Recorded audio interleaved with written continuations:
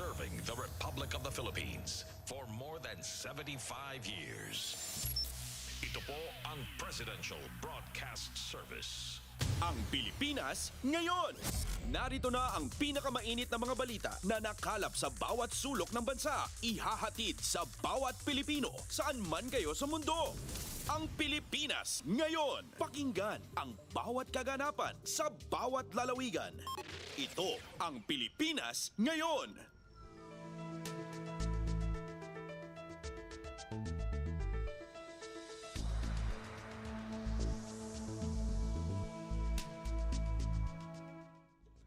Magandang araw po sa ating mga tagapakinig. Welcome po ulit sa ating programang Ang Pilipinas Ngayon. Sa ngalan ni Ven Blones, ito po si Steph Vicente. Samahan niyo po ako sa kabuuan ng ating palatuntunan.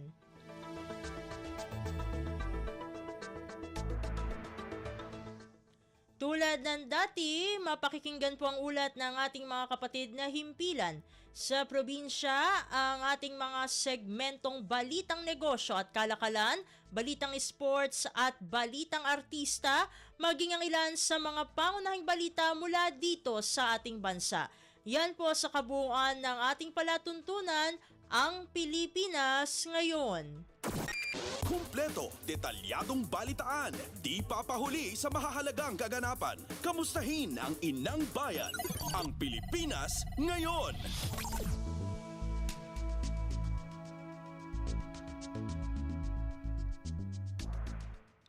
Sa mahahalagang balita, Ukrainian President Volodymyr Zelensky nagpasalamat kay Pangulong Ferdinand R. Marcos Jr. para sa naging partisipasyon nito sa Defense Summit sa Singapore.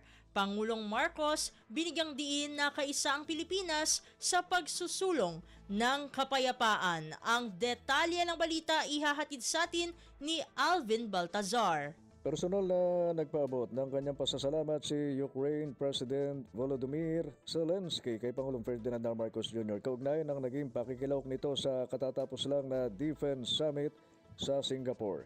Sa kanilang naging bilateral meeting, sinabi ni Zelensky na isang matibay na senyales sa takbang ang naging partisipasyon ng Pangulo sa naturang okasyon tungo sa kapayapaan. Sa ngayon, ayon kay Zelensky ay kanilang tinatahak na ang mga hakbang patungo sa hinahangad na kapayapaan. At para naman kay Pangulong Marcos Jr. ay sinabi nitong isang malaking karangalan na magkita at magkausap sila ni President Zelensky hinggil sa mga isyong may kahalintulad na kinakaharap ng bansa at ng kanilang nasyon o partikular sa isyu ng pag-aangkin hinggil sa teritoryo. Ayon sa Pangulo, batid niya ang krisis na pinagdaraanan ngayon ng Ukraine at patuloy aning gagawin ng Pilipinas ang lahat ng makakaya upang isulong ang kapayapaan, tapusin ang labanan at makamit ang solusyon sa hinaharap. Mula sa Palasyo ng Malacanang, Alvin Baltazar, Radyo Pilipinas. Pasada ng mga balita mula sa Pilipinas para sa mga Pilipino saan man sa mundo. Ang Pilipinas ngayon.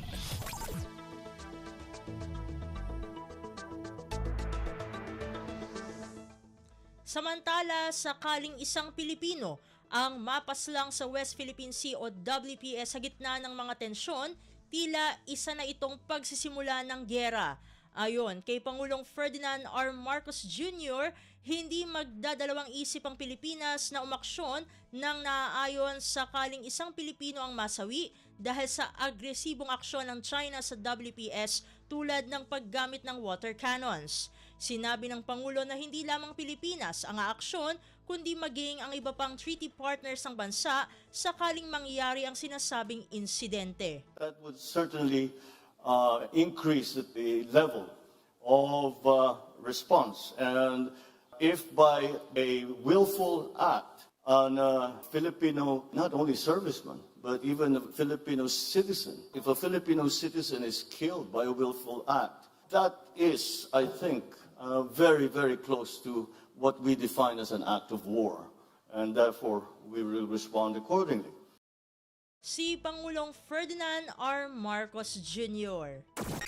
Kumpleto, detalyadong balitaan, di papahuli sa mahahalagang kaganapan. Kamustahin ang inang bayan, ang Pilipinas ngayon.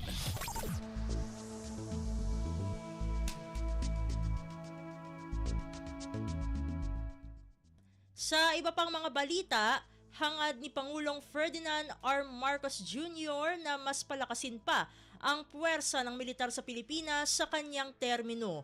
Sinabi ng Pangulo na mas patatatagin pa ng kanyang administrasyon ang kakayahan ng militar na protektahan ang soberanya at teritoryo ng bansa laban sa pangangkin ng ibang bansa. Gayunpaman, binigyang diin ni Pangulong Marcos na ipagpapatuloy pa rin ng Pilipinas ang diplomatikong paraan sa lahat ng bagay. We are hoping these acts are just a deterrence. And we, as they say, to work for peace, prepare for war. And it is an unfortunate truth. And that is why we have undertaken this long-term, it has been going on for many years now, this long-term plan of increasing the capabilities of our military and our civilians, such as the Coast Guard in the Philippines. Si Pangulong Ferdinand R. Marcos Jr. Kumpleto, detalyadong balitaan, di papahuli sa mahahalagang kaganapan. Kamustahin ang inang bayan, ang Pilipinas ngayon.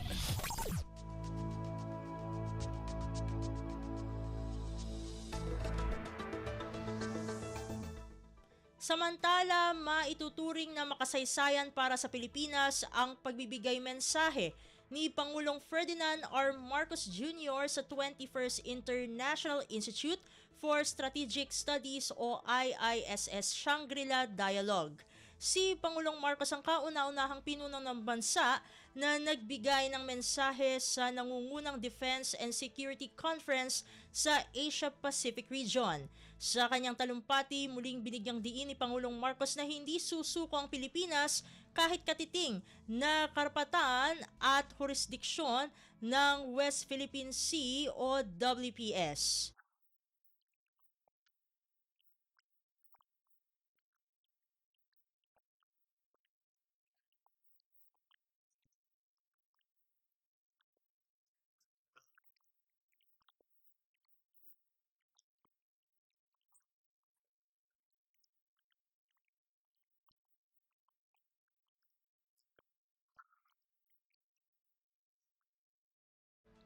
Si Pangulong Ferdinand R. Marcos Jr.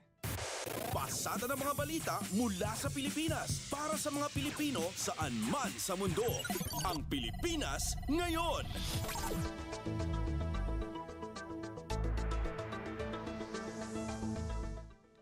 Sa iba pang mga balita, inihayag ni Pangulong Ferdinand R. Marcos Jr. na patuloy ang iligal na aksyon na lumalabag sa soberanya, karapatan at jurisdiksyon ng Pilipinas sa West Philippine Sea o WPS. Pahayag ito ni Pangulong Marcos sa kanyang talumpati sa 21st International Institute for Strategic Studies o IISS Shangri-La Dialogue sa Singapore. Gayunpaman, hindi binanggit ni Pangulong Marcos kung anong bansa o grupo ang lumalabag laban sa Pilipinas. Dahil dito, kahit hangad ng Association of Southeast Asian Nations o ASEAN, ang kapayapaan, kaayusan at kasaganahan sa rehiyon, hindi pa ito nakikita dahil sa mga banta ng dahil sa mga banta sa international rules-based orders.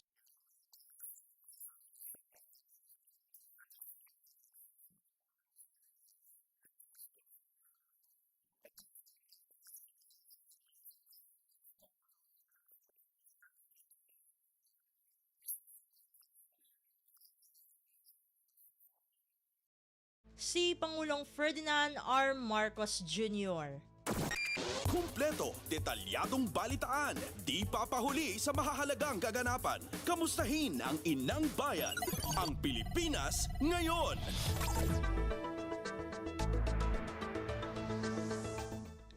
Samantala, nangako si Pangulong Ferdinand R. Marcos Jr. na gagamitin niya ang naging matagumpay nitong state visit at partisipasyon para isulong ang economic at security agenda ng Pilipinas. Ito ang naging pahayag ng Pangulo matapos makabalik mula sa matagumpay na biyahe sa Brunei Darussalam at Singapore. My promise to all Filipinos, we will use every opportunity and continue to build bridges that will ensure a long-lasting peace and stability in our region. si Pangulong Ferdinand R. Marcos Jr. Pasada ng mga balita mula sa Pilipinas para sa mga Pilipino saan man sa mundo. Ang Pilipinas ngayon.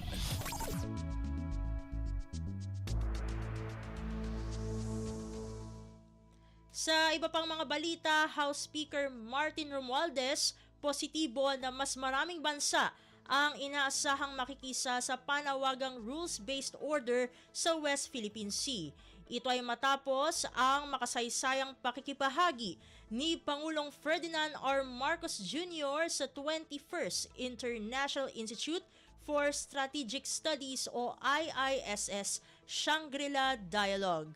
Ang detalye ng balita ay ihahatid sa atin ni Kathleen Forbes. Positibo si Speaker Martin Romualdez na maraming bansa ang susuporta at makikibahagi sa posisyon ng Pilipinas na magkaroon ng isang mapayapa, matatag at masaganang Indo-Pacific region kasunod ng makasaysayang talumpati ng Pangulong Ferdinand R. Marcos Jr. sa 21st International Institute for Strategic Studies Shangri-La Dialogue kasama si Romualdez, official delegate ng Pilipinas na sumaksi sa unang pagharap ng Pangulo ng Pilipinas sa Premyadong Defense Forum. Anya malinaw na nailahan ng Presidente ang posisyon ng Pilipinas pagdating sa pagprotekta at pagrespeto ng integridad ng ating maritime zones at soberanya, gayon din ang pagkilala at pagsunod sa rule of law at diplomasa. Muli rin binigyan din ni Romualdez na nakasuporta ang Kamara sa mga inisyatiba ng Pangulo at ng Ehekutibo para isulong ang ating national interest, kilalanin ang international law at makiambag sa regional peace at stability. Gayon din ang pagpapalakas sa ating defense capabilities, lalo na sa gitna ng tumitinding tensyon sa West Philippine Sea. Binigyang halaga rin ng leader ng Kamara ang patuloy na pagpapalakas sa alyansa ng Pilipinas at pagkakaroon ng multilateral cooperation. Ito si Kathleen Forbes para sa Radyo Pilipinas.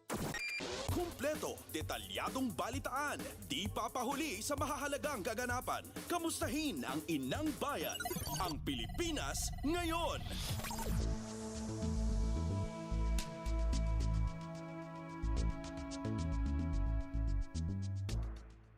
Samantala, muling pinagtibay ni na Defense Secretary Gilberto Teodoro Jr. at Singapore Defense Minister Dr. Nang Eng Hen ang malawak na bilateral defense at security relations sa pagitan ng dalawang bansa.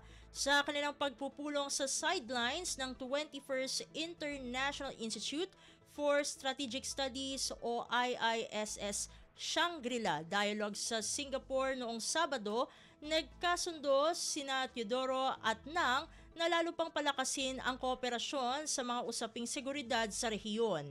Sinabi ni Nang na pinahahalagahan ng Singapore ang boses ng Pilipinas sa mga regional at multilateral forum.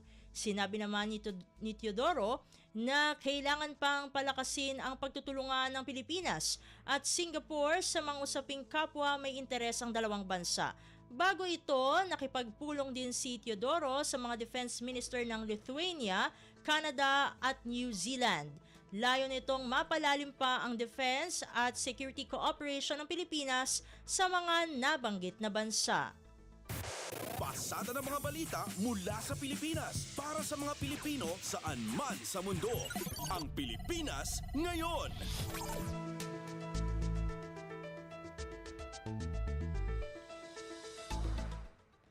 Sa iba pang mga balita, Department of National Defense o DND Secretary Gilbert Teodoro nagpasalamat kay US Secretary of Defense Lloyd Austin sa pagsuporta sa posisyon ni Pangulong Ferdinand R. Marcos Jr. sa pagtataguyod ng karapatan ng mga maliliit na estado. Ang pasasalamat ay ipinaabot ni Teodoro sa pulong bilateral ng dalawang opisyal sa 21st International Institute for Strategic Studies Shangri-La Dialogue sa Singapore noong Sabado. Ang detalye ng balitang ito ihahatid sa atin ni Leo Sarne. Nagpasalamat si Department of National Defense o DND Secretary Gilbert Teodoro kay US Secretary of Defense Lloyd Austin sa kanyang pagsuporta sa posisyon ng Pangulong Ferdinand Marcos Jr. na nagtataguyod ng karapatan ng mga maliliit na estado. Ito ay sa pulong bilateral ng dalawang opisyal sa 21st International Institute for Strategic Studies Shangri-La Dialogue sa Singapore noong Sabado. Dito ipinabot ni Secretary Austin ang kanyang pagbati sa Pangulo sa kanyang maliwanag na paglalahad ng posisyon ng Pilipinas sa issue sa West Philippine Sea. Binigyang Pinapayagan din ni Secretary Austin na ang Pilipinas at Estados Unidos ay kapwa determinado na panatilihing bukas at malaya ang West Philippine Sea. Ibinahagi naman ni Secretary Chodoro kay Secretary Austin ang patuloy na pagsisikap ng Pilipinas na mapalakas ang kanyang depensa sa pamagitan ng Comprehensive Archipelagic Defense Concept. Mula sa AFP, ito si Leo Sarne para sa Radyo Pilipinas. Kumpleto, detalyadong balitaan, di papahuli sa mahahalagang kaganapan. Kamustahin ang inang bayan, ang Pilipinas ngayon.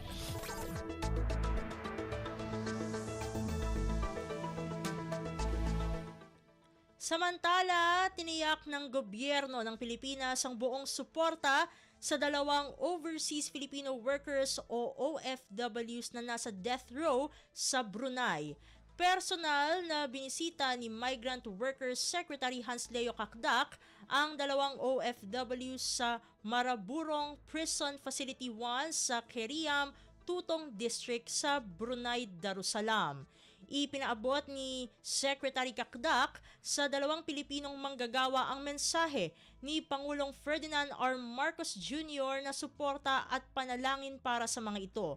Kasama si Kakdak sa delegasyon ni Pangulong Marcos sa kanyang state visit sa Brunei Darussalam noong isang linggo. Pasada ng mga balita mula sa Pilipinas para sa mga Pilipino saan man sa mundo. Ang Pilipinas ngayon.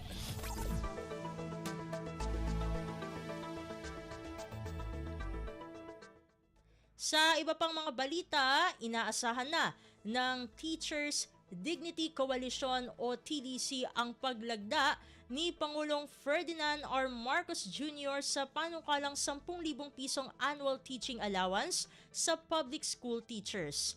Kasama si Caloocan City Teacher at TDC National Chairperson Benjo Basas sa naimbitahan sa ceremonial signing ng batas sa Malacanang. Sa ilalim nito ay makatatanggap ang mga guro ng 10,000 pisong teaching allowance na walang ipapataw na buwis simula school year 2025 to 2026. Ayon kay Basas, bagamat maliit na halaga kumpara sa pangangailangan ng mga guro, malaking tulong din ito upang mabawasan ang bigat ng gastusin sa araw-araw na pagtuturo. Tinukoy ni Basas ang kadalasang sinasalong gastusin ng mga guro tulad ng printer, internet connection at iba pa.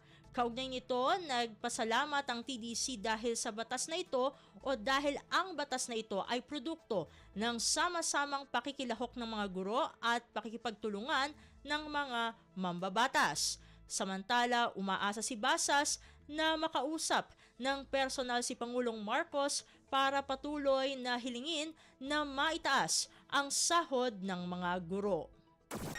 Kumpleto, detalyadong balitaan, di papahuli sa mahahalagang kaganapan. Kamustahin ang inang bayan, ang Pilipinas ngayon.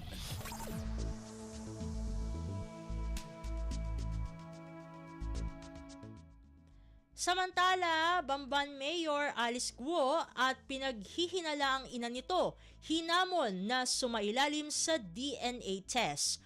Ayon kay Senador Sherwin Gatchalian, ito ay upang masagot na ang mga katanungan tungkol sa pagkatao ng alkalde na napag-alaman din sa Senado na Chinese ang kanyang ama. Ang detalye ng balitang ito mula kay Nympha Asuncion. Inikayat ni Senador Sherwin Gatchalian si Bamban Tarlac Mayor Alice Guo na sumailalim sa DNA testing kasama si Wen Ilin o ang pinaghihalaang totoong ina niya. Ayon kay Gatchalian, ito ay para masagot na ang katanungan tungkol sa pagkatao ng alkalde. Una nang sinabi ng senador na naniniwala siyang si Wenny o Winnie Lin ang biological mother ni Mayor Guo. Naniniwala rin na mababata sa posibilidad na 15 taong gulang lang si Wenny nang ipanganak niya si Mayor Alice. Pinunto rin ni Gatchalian ang mali-maling mga impormasyon na inilagay ng ama ni Mayor Alice sa kanyang birth certificate. Kabilang na dito ang pangalan ng kanyang ama na Angelito Guo na isa umanong Pilipino samantalang wala namang record ang PSA ng isang Angelito Guo. Napag-alaman rin sa mga naging pagdinig ng Senado na Chinese talaga ang ama ni Mayor Alice. Sa kabilang banda, aminado naman si Gatchalian na mahihirapang gawin ang DNA test dahil base sa record ng Bureau of Immigration naman ay wala na sa Pilipinas si Wen Yi. Ito si Ning Pasensyon para sa Radyo Pilipinas. Pasada ng mga balita mula sa Pilipinas para sa mga Pilipino saan man sa mundo. Ang Pilipinas ngayon.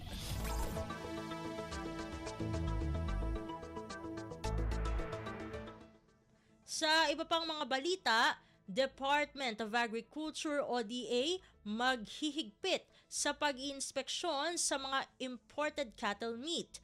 Ito ay kasunod ng kautusan na pansamantalang pagbabawal sa importasyon ng cattle meat products mula sa United Kingdom dahil sa naitalang kaso ng mad cow disease.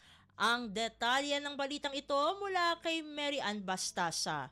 Magpapatupad ang Department of Agriculture ng mas mahigpit na pag-iinspeksyon sa lahat ng imported na cattle meat at meat byproducts na pumapasok sa bansa. Kasunod ito ng ikautusan ni Agriculture Secretary Francisco Chu Laurel Jr. na temporary ban sa importasyon ng cattle meat products mula sa United Kingdom dahil sa naitalang kaso ng mad cow disease. Sa ilalim ng Memorandum Order 20 kabilang sa ban ang live cattle meat products, processed animal proteins at cattle semen mula sa UK. Ayon sa DA, parte ito ng precautionary measures ng kagawaran para masiguro maiiwasan ang posibleng banta ng mad cow disease sa bansa, partikular sa local livestock industry at maging sa mga consumer. Kasunod nito ay tiyakin naman ng DA na magiging mahigpit ito sa lahat ng ports of entry para masigurong tanging mga non-infected meat products ang makakapasok sa bansa. Ito si Mary Ann Bastasa para sa Radyo Pilipinas. Kumpleto, detalyadong balitaan, di papahuli sa mahahalagang kaganapan. Kamustahin ang inang bayan, ang Pilipinas ngayon.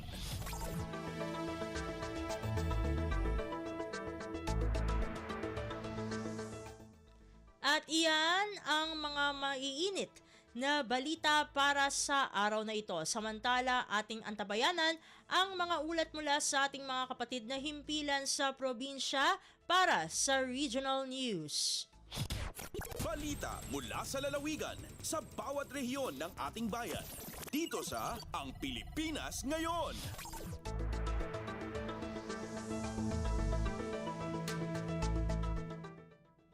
Narito na ang bugso ng ating mga regional news. Dumako muna tayo sa rehiyon ng Luzon.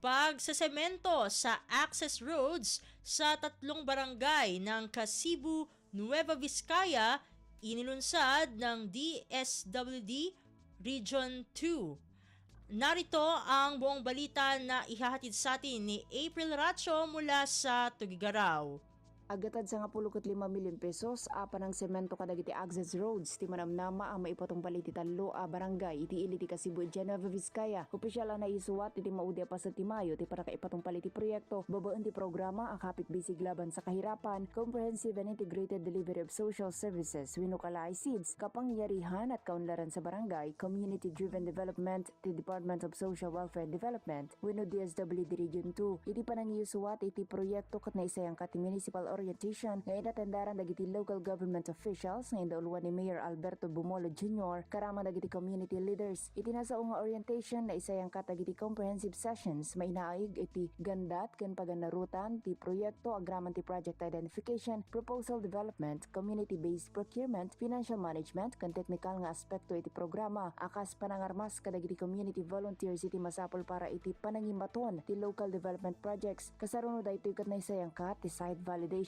process kadagiti barangay ti poblasyon wat-wat ken alloy tapno masigurado adagiti ket prioridad ken masapol mutlaeng dagiti komunidad manamnama ti ililipas ti panagkonkreto kadagiti access roads itatamot laeng atawon. Manipud Gagaraw City daytoy ni April Salukan Racho para iti Radyo Pilipinas World Service. Balita mula sa lalawigan sa bawat rehiyon ng ating bayan. Dito sa Ang Pilipinas Ngayon.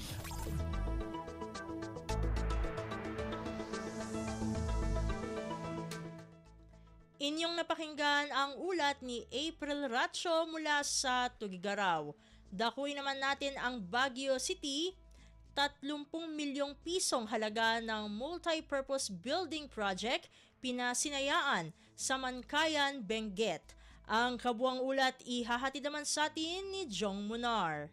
Naisang iti inaugurasyon iti barong nga multipurpose building iti barangay Sapid, Bangkayan, Benguet. Itinasa nga multipurpose building project at agbalor iti 30 milyon na pesos sa binondohan ni Benguet Representative Eric Goyap. Sigon kini Attorney Frenzel Ayong nang ibagay iti congressman makatulong ti barong nga prostek iti social and economic development iti munisipalidad ti Bangkayan saan lang para iti barangay Sapid. Kinuna ni Ayong nga karaman dayto ikarigitin ka rin ni congressman niya patulong sa Jay Bangkayan tapno mapasayat pa iti local infrastructure and public service. Inay na paset iti bastek at mabalin nga pakangalayan iti na dumadumang aktibidad ken da dumapay nga pakawasaran daytoy ang mga ipay iti serbisyo iti publiko. Manipod iti Radyo Pilipinas Baguio, Jong Munar nang ipadamag para ti Radyo Pilipinas World Service.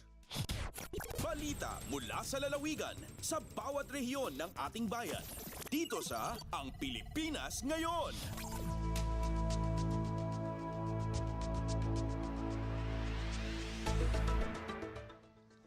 Inyong napakinggan ang ulat ni Jong Munar mula sa Baguio City. Pumunta naman tayo sa Virac. Outstanding Abaca Farm Family sa Catanduanes binigyang pagkilala ng lokal na pamahalaan. Ang detalye ng balita ihahatid sa atin ni Jan Tatad. Tulong pamilya sa probinsya nin Catanduanes ang pinagbidbid kan lokal na gobyerno makaaging mapili ang mga ini sa search for outstanding Abaca Farm families sa rong kompetisyon na parte kan pagselebrar na ikawalong Abaca Festival. Tigsa sa gibo ini taon-taon tanganing mamidbid ang mga pamilya kan mga abakalero na iguang mga istorya kan pagsumikap sa lado kan pag-aabaka na mahuhugutan nin inspirasyon. Katakod ka ini na piling maging provincial winner para sa nasabing kompetisyon ang pamilya ni Winnie Cañeta hali sa barangay San Roque, Bato. Sinundan man ini kan pamilya ni Johannes Toririt hali sa barangay Durorian sa Banwaan ni Higmoto bilang first runner-up, mantang nag-second runner-up man ang pamilya ni Manuel Piano kan barangay Hinitligan sa Baras. Nagresibian mga ininin sertipiko as in cash prize na 20,000 pesos para sa provincial winner. 17,000 pesos man sa first runner-up, sagkod 15,000 pesos para sa second runner-up. Mientras tanto, nag-uli man in consolation prizes ang iba pang mga nominadong Abaca Farm Family na hali pa sa iba pang mga banwaan sa Catanduanes. Ang awarding ceremony para sa mga napili na outstanding Abaca Farm Families isinabay sa selebrasyon kan Farmers and Fisher Folks Month kung saan pigrekognisar kan lokal na gobyerno nin Catanduanes ang dakulang ambag sa lipunan kan Abaca Farm Families pati na ang mga parasila. Hali digdi sa Radyo Pilipinas Virac, ini si Jan Tatad para sa Radyo Pilipinas World Service. Balita mula sa lalawigan sa bawat rehiyon ng ating bayan. Dito sa Ang Pilipinas Ngayon.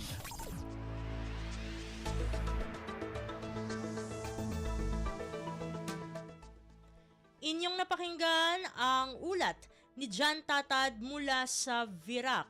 Dumako naman tayo ngayon sa rehiyon ng Kabisayaan. Cebu Governor Gwen Garcia nasa Russia upang magsalita sa St. Petersburg International Economic Forum. Pakinggan ang kabuang ulat na ihahatid sa atin ni Carmel Matos Pedroza mula sa Cebu. Gigatakdang motambong ug mamulong si Cebu Governor Gwendolyn Garcia sa ipahigayong St. Petersburg International Economic Forum sa nasod sa Russia. Nibiya nitong Biyernes ang 16 nga delegation sa gobernadora ug naabot na sa Moscow adlaw nga Sabado pitsa 1 sa buwan usab sa Hunyo. Duha ka okasyon ang iyang tambungan diin siya mamulong nga mao ang Eurasian Economic Union ug ang ASEAN Integration Conference. Layon ni ini nga palig-unon pa ang ekonomiya sa mga nasod nga motambong sa okasyon. Gawas ini gigatakdang mag-renew sa Sisterhood Agreement sa lalawigan sa Sugbo ug sa St. Petersburg. Una nang nahimong sister cities sang duha ka dapit niadtong tuig 2009. Kini si Carmel Matos Pedroza para sa Radyo Pilipinas World Service. Balita mula sa lalawigan sa bawat rehiyon ng ating bayan. Dito sa Ang Pilipinas Ngayon.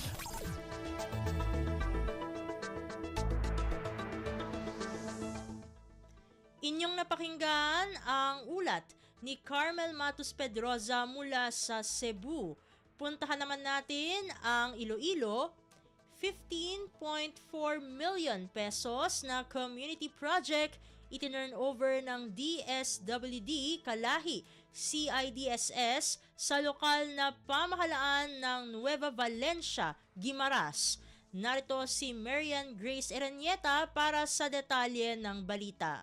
Nag-turnover sa community project balor 15.4 milyones pesos ang Department of Social Welfare and Development o DSWD kapit bisig laban sa kahirapan comprehensive and integrated delivery of social services o kung kalahisid sa lokal nga panguluhan sang Nueva Valencia, Guimaras. Lakip sa proyekto ang Tresica Road Project kag 3 ka concrete pathway nga makabenepisyo ang masobra 11,000 nga panimalay. Pinaagi sa mga proyekto mas mapasangkad pa ang turismo sang Nueva Valencia bangod madamo sa mga tourist attractions ang nahamtang sa munisipalidad nga sarang padulungan sa mga turista. Ginpangunahan ng DSWD 6 Promotive Services Division OIC Chief Judith Barrado kag Jason Romano, Project Development Officer 5 sang Kalahi Seeds National Project Management Office ang pag-turnover sa proyekto kay Nueva Valencia Mayor Attorney Paul Vincent de la Cruz. Dako naman ang pagpasalamat ni Mayor de la Cruz sa Kalahi Seeds sa pagpatuman sa mga proyekto sa Nueva Valencia.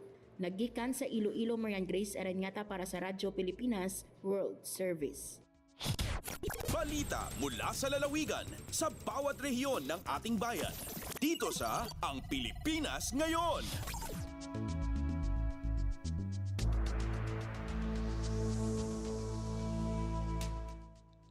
Inyong napakinggan ang ulat ni Marian Grace Eranieta mula sa Iloilo. Dumako na tayo sa rehiyon ng Mindanao.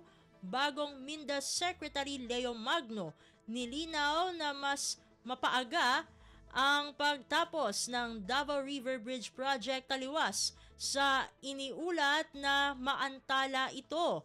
Ang kabuang ulat ihahatid sa atin ni Maselda Salya mula sa Davao.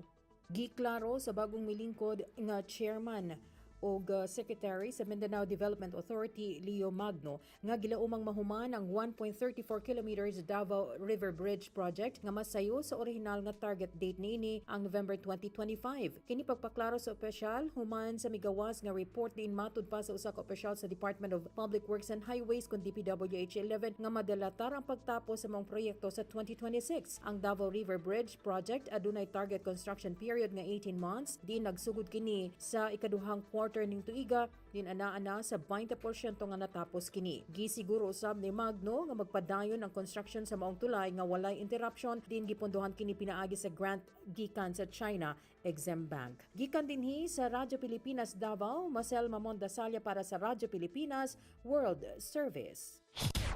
Balita mula sa lalawigan sa bawat rehiyon ng ating bayan. Dito sa Ang Pilipinas Ngayon.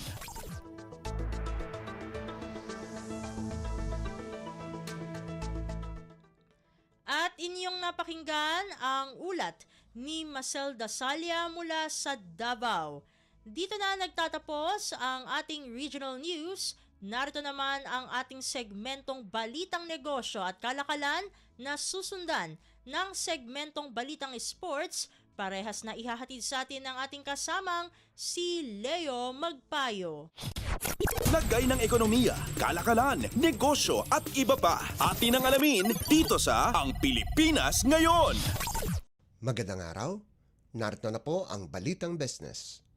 Sinabi ng Philippine Economic Zone Authority o PEZA na pumirma sila ng kasunduan kasama ang Megaworld Corporation para sa 817.5 milyong Information Technology o IT Park Arcovia City sa Ugong Pasig City. Ang registration agreement ay pinirmahan ni PEZA Director General Tereso Panga at Megaworld Executive Vice President Kevin Tan. Ayon kay Panga, sa pagtatalaga ng mga panibagong eco-zone ay makakapag-host na ito ng mga global players sa industriya ng IT Business Process Management o IT BPM na magbibigay ng mas maraming oportunidad sa mga Pilipinong trabahador.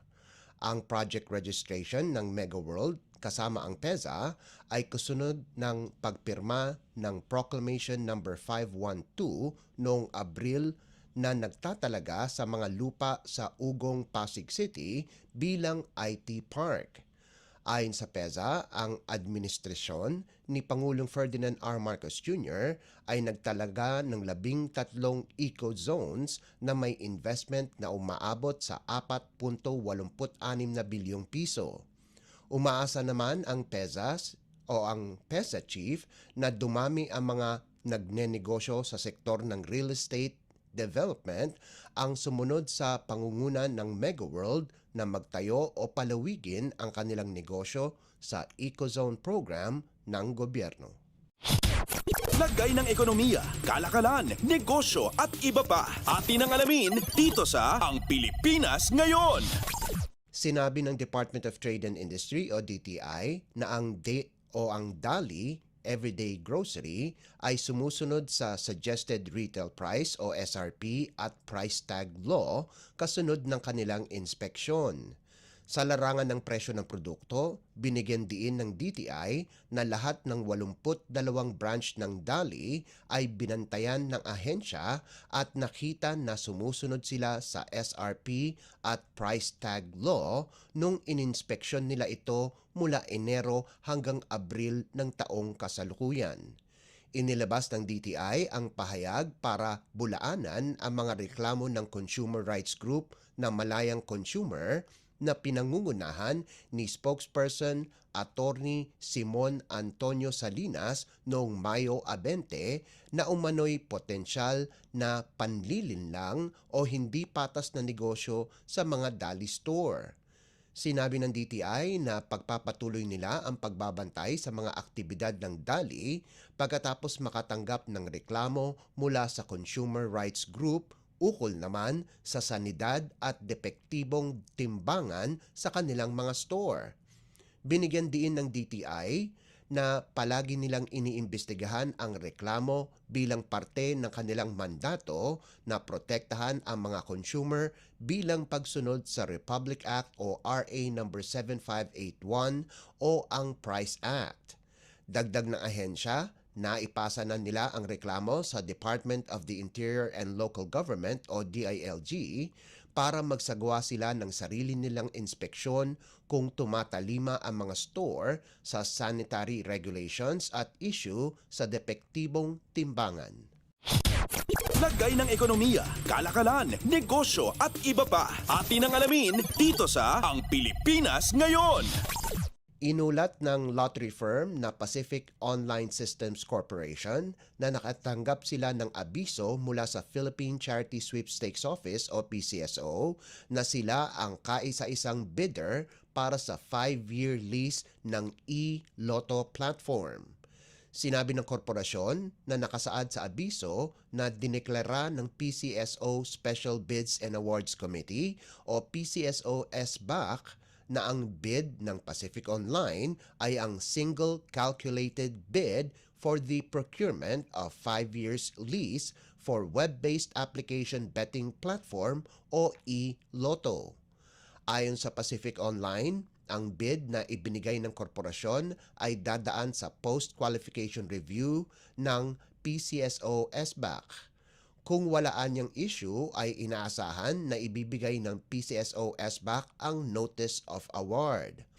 Ang Lottery Equipment Lease Agreement sa pagitan ng Pacific Online at ng PCSO ay napaso na noong Oktubre 1, 2023. Bilang kapalit, sinimulan ng Pinoy Lotto ang operasyon sa buong bansa sa pag-supply ng mga lottery equipment sa PCSO. Lagay ng ekonomiya, kalakalan, negosyo at iba pa. Atin ang alamin dito sa Ang Pilipinas Ngayon. At para naman sa sports balita, updates at pinakahuling mga usapin sa mundo ng palakasan. Atin ang pakinggan dito sa Ang Pilipinas Ngayon. Mula 4 sa Tokyo, ngayon ay 5 Filipino boxers na ang magre-representa sa Pilipinas sa 2024 Paris Olympics pagkatapos sumuntok si Hergy Bacyadan ng ticket sa Summer Games.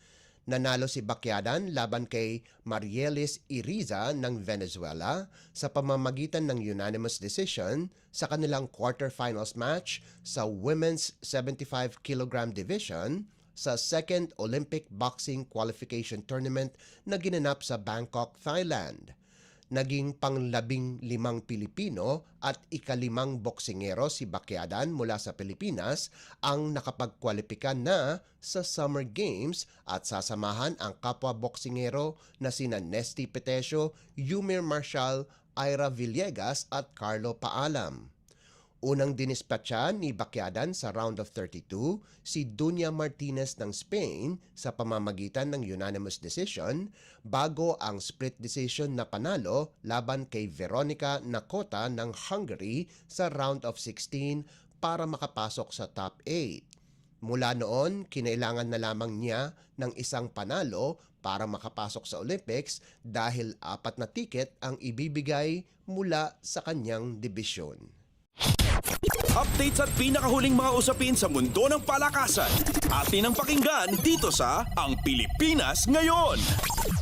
Nakuha ng University of the Philippines ang unang pwesto sa 17th PhilOil Eco-Oil Pre-Season Cup pagkatapos talunin ang karibal nitong Ateneo de Manila University 82-75 sa larong ginanap sa PhilOil Eco-Oil Center sa San Juan. Dahil sa panalo, napaganda ng UP ang kanilang record sa 6-0. Nanguna sa opensa ng Fighting Maroons ang veteranong point guard na si JD Kagulangan sa nagawa nitong 16 na puntos at 2 assist, habang nag-ambag si Dikachi Ududo ng 15 puntos at 4 na rebounds. Halimaw din ang performance ni Aldos Torculas sa nagawa nitong double-double na may 14 na puntos at 10 rebounds. Subalit ang tambalan ni Harold Alarcon at reigning UAAP Rookie of the Year Francis Lopez ang naging susi sa huling yugto ng laro kung saan pinangunahan nila ang 10-0 run pagkatapos tumabla sa 68 all. Nanguna naman para sa wala pang panalong Ateneo si Andrew Bongo sa nagawa nitong 16 na puntos at 5 boards, habang nakakuha naman ito ng tulong mula kay Sean Tuano at Mason Amos sa nagawang 16 at 14 na puntos ayon sa pagkakasunod.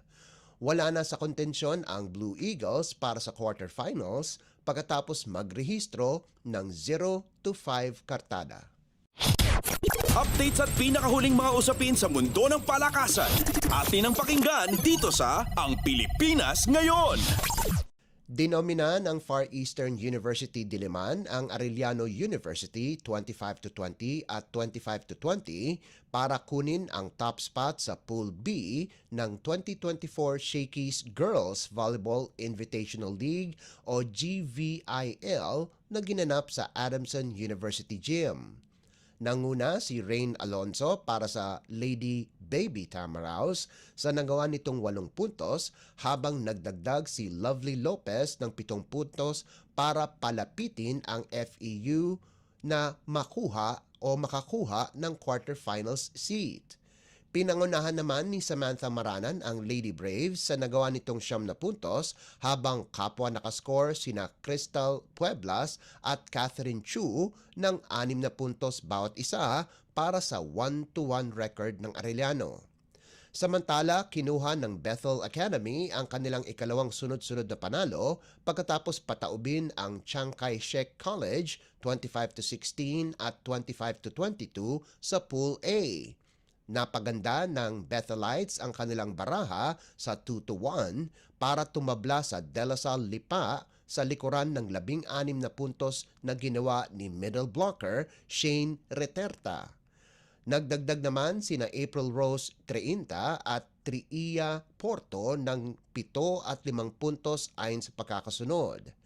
Nanguna naman para sa Blue Dragons si Sachi Tud sa nagawa nitong 5 puntos para sa record ng Blue Dragons na bumagsak sa 1-2. Updates at pinakahuling mga usapin sa mundo ng palakasan. Atin ang pakinggan dito sa Ang Pilipinas Ngayon. At yan ang pinakahuling balita sa larangan ng palakasan. Para sa Radyo Pilipinas World Service, ito po si Leo Magpayo. Magandang araw. Updates at pinakahuling mga usapin sa mundo ng palakasan. Atin ang pakinggan dito sa Ang Pilipinas Ngayon.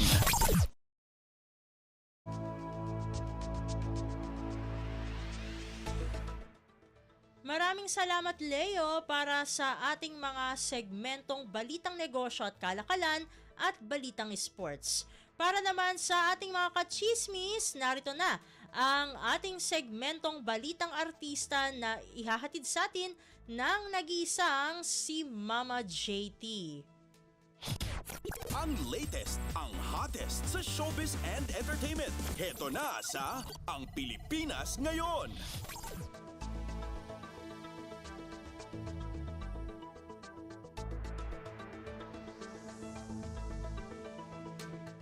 Magandang araw sa ating mga chismoso at chismosang nag-aabang ng mga trending na balita sa mundo ng showbiz. Ito na ang ratsyada ng mga chika. Usap-usapan ngayon sa social media ang singer-actress at businesswoman na si Casey Concepcion at ang kanyang Filipino-Swiss partner na si Mike Woodrich. Yan ay matapos mapansin ng mga netizen na nag-unfollow sina Casey at Mike sa Instagram. And ito pang Friday, May 31, nag-unfollow ang magjowa sa kanilang Instagram page dahil hindi na sila lumalabas sa following list ng isa't isa. Wala na rin ang ipinost niyang litrato nila ni Casey noong September 2023. Pero makikita pa ang Instagram Reels ni Casey kasama si Mike. At matatandaan na nitong nagdaang Abril, unang nabalita na mukhang naghiwalay na sina Casey at Mike dahil napansin din ng ating mga kachismis na hindi na nagpo-post ang magkasintahan ng mga bago nilang mga litrato. At sinundan pa ito ng mga hindi umano pagdalo ni Mike sa 39th birthday sa lubog ni Casey last April 7. Kaya naman naisip ng ating mga netizen na hiwalay na ang dalawa. Pero agad itinanggi ni Casey ang hiwalayan nila ni Mike nang mag-post naman siya sa Instagram ng isang video kung saan ipinakita ng dalaga ang pagbibigay ng bulaklak ni Mike sa kanya. At nagpasalamat nga si Casey kay Mike na nakapagbigay pa sa kanya ng bulaklak kahit wala ito sa bansa. At binati rin niya noong April 23 itong si Casey si Mike nang mag-birthday ito sa pamagitan ng kanyang Instagram stories, kalakipang sweet picture nila ni Mike. Pero nitong May 18 nga, nararamdaman na ng ating mga kachismis na si Casey o nararamdaman na ng ating mga netizen na may hiwalayan ng naganap sa pagitan nila Casey at Mike matapos mag-post ng mga litrato itong si Mike sa kanyang Instagram na may caption na "Moving on".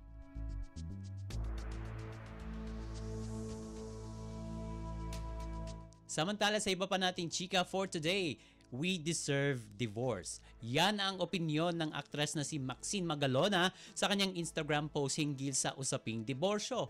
Magugunita noong May 22 nang pumasa sa ikatlo at huling pagdinig ng Kamara ang House Bill 9349 o ang Absolute Divorce Bill matapos bumota ng sang-ayon ang 126 na mambabatas habang 109 ang nag-no o hindi pabor sa diborsyo at 20 naman ang nag-abstain. Pending naman sa ikalawang pagdinig ng Senado sa ikalawang pagdinig ang Senate version ng nasabing bill. At sa mahabang caption ni Maxine na kanyang ipinost sa Instagram, iniugnay niya ang kanyang opinion sa paglayo sa isang toxic relationship. At nabanggit din ng yoga instructor at actress na ang pag-aasawa ay isang risk at hindi ginagarantiya ang isang pangmatagalang relasyon. Pero nilinaw ni Maxine na dapat sineseryoso ang pagpapakasal bilang isa ito sa sakramento, lalong-lalo na sa simbahang Katoliko. Gayunpaman, may mga ikinakasal na kalaunay nagiging toxic at trauma para sa mga mag-asawa. At sa bandang huli,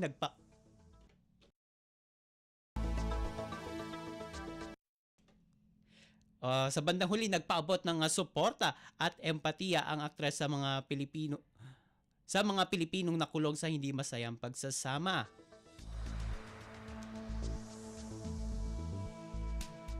At sa uli ay nagbigay ito ng malaman na opinyon patungkol sa nasabing issue. Sabi niya, quote and unquote, divorce helps protect the sanctity of marriage by allowing the toxic marriages to dissolve and keeping the sacred ones intact. Sabi, pagigit pa niya, we deserve divorce. At kung matatandaan, naghiwalay si Maxine at ang dati niyang asawa na si Rob Manankil makalipas sa ang 4 na taong relasyon.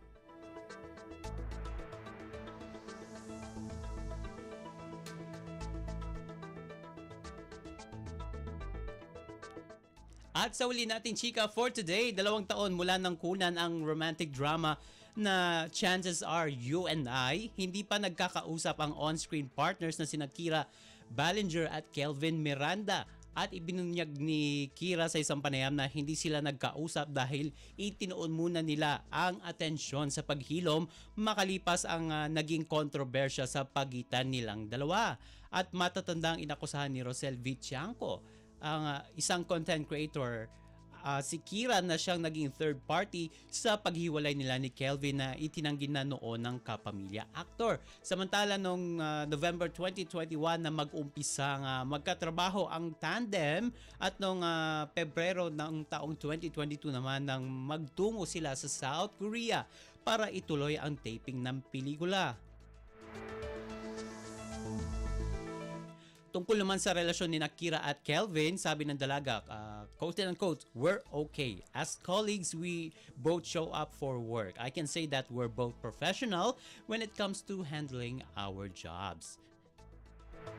Samantala, tumangging sagutin ni Kira ang tanong tungkol sa estado ng kanyang love life at sinabi na ang romantic status niya as of now ay walang kinalaman sa ginagawa o sa nasabing proyekto.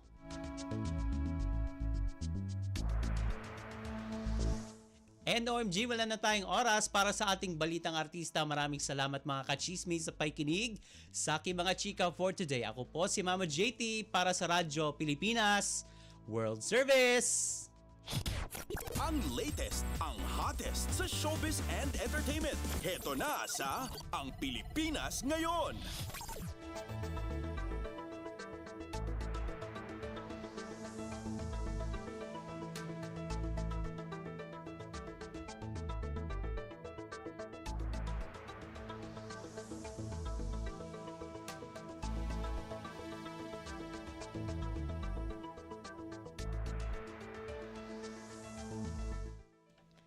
At iyan ang naging kabuuan ng ating programa para sa araw na ito. Samantala, magpapasalamat muna tayo sa ating mga nakasama sa ating transmitter site sa Tinang. Sa studio, kasama natin sina Milo Janela, Susan Aison at Anthony Pimentel. Pinasasalamatan din natin ang ating executive producer para sa araw na ito na si Jerome Toledo. Salamat din sa mga naghatid ng mga ulat mula sa Kamaynilaan at mga probinsya, pati na rin ang naghatid sa atin ng mga segmentong Balitang Negosyo at Kalakalan at Balitang Sports na si Leo Magpayo at ng segmentong Balitang Artista na si Mama JT. At syempre, maraming salamat sa ating station manager na si Mr. Ray Sampang. Maraming salamat po hanggang sa susunod na edisyon ng ating palatuntunan. Huwag kalimutang mag-like, mag-follow at mag-subscribe na sa mga social media account o page ng Radyo Pilipinas World Service upang maging laging updated sa mga mahahalagang balita. Sa ngalan ni Ven Blones, ito po si Steph Vicente. Mabuhay po tayong mga Pilipino. At yan ang Pilipinas Ngayon. Muling samahan si Ven Blones sa parehong oras at alamin ang pinakahuling mga kaganapan at balita saan man kayo naroon. Ang Pilipinas Ngayon.